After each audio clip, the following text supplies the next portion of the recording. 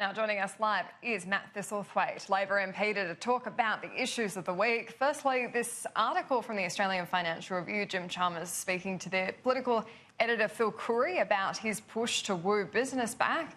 What do you make of the multiple meetings and pulling back on this top end of town attack? Well, Annalise, both Anthony Albanese, Jim Chalmers and all the members of the economic team have spent the last few months out consulting with the business community at all levels, right through from local chambers of commerce up to the biggest businesses in Australia. And this paper that we've put out today basically reflects the frustrations of the business community in Australia at the moment about the lack of an economic plan from this government, particularly to boost consumption and demand in the Australian economy, to look at productivity and innovation and lay the foundations for future economic success. You're just not getting that from the current government at the moment. So we're responding to those concerns with Labor's approach on economic management.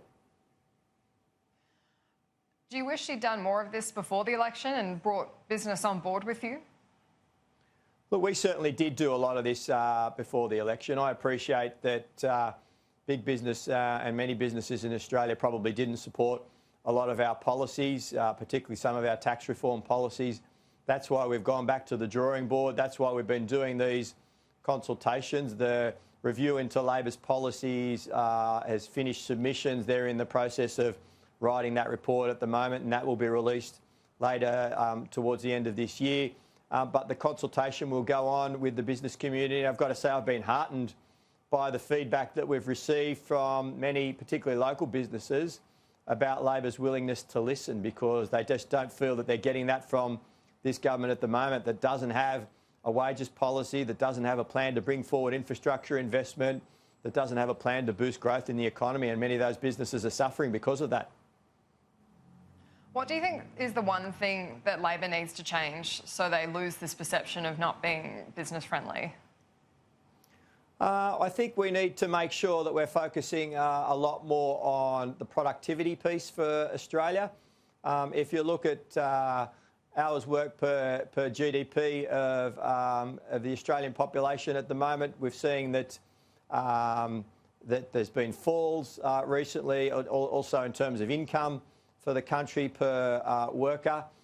That's concerning. And if you're going to get economic growth at good levels again, you need to boost that productivity. And that's the key, I think, to Labor's success in the future, making sure that we understand that productivity piece and working with the business community in cooperation. And that's one of the focuses of this report, working cooperatively with businesses to ensure that we're focusing on boosting labour productivity. And much of what the government's done in the industrial relations space, I think, has undermined that, because it's focused on conflict rather than cooperation. And the changes that they've made to bargaining rules at the workplace have emphasised that. So we'll be focusing a lot more on that productivity piece, particularly around labour productivity and innovation, and working with the business community on that.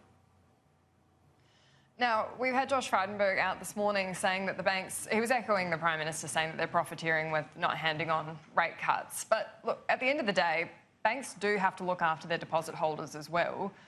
Shouldn't we be thinking of people who do have cash in the bank, like a lot of pensioners, and want to keep their money?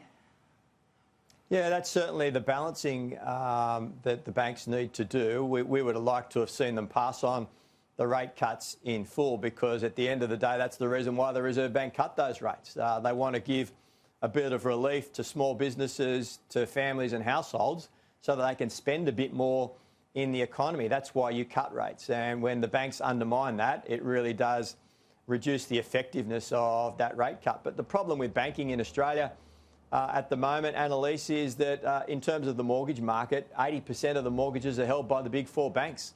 And it's a matter of trying to improve competition and allowing people to shop around for other providers so that they can get a better deal. And we all know that that's not an easy thing to do. When it comes to that idea of shopping around, we heard the Treasurer this morning say that customer data, those laws allowing you to take your data to other banks, is going to make it easier. Look, that's not necessarily the case. If you're taking your data and you've got too many Uber Eats on it to another bank, you're not necessarily going to get a better deal. This is legislation that Labor supported, Annalise. In fact, we made it a bit better by ensuring that there was an opt-out provision that people could protect their data and have it deleted if they didn't want it transferred between businesses and organisations. So at the end of the day, we did support this legislation, which is aimed at trying to transfer consumers' data between organisations to improve productivity. Initially, it'll be rolled out in banking, but then it'll move on to telecommunications and energy. I think the Treasurer is probably over-egging it a little bit in that when this legislation and this style of legislation was introduced in the UK, it didn't really result in much change in terms of competition. But anything that we can do to support greater competition, greater options for people to switch between banks and get a better deal, Labor will support. Isn't the reason, though, that you wanted customers to be able to delete their data from banks was because it could work against them? Many of the consumer groups, many of the organisations that we consulted with had concerns about the privacy issue and the protection of people's data where they didn't want it to be transferred. So what Labor was successful in doing was convincing the government to agree to an amendment so that people could opt out of the system, if you like, and have their data deleted so that it can't be transferred. And this is part of the trend, not only in Australia but elsewhere in the world, of ensuring that people's privacy and their right to their personal data is protected. And thankfully, the government agreed to that amendment.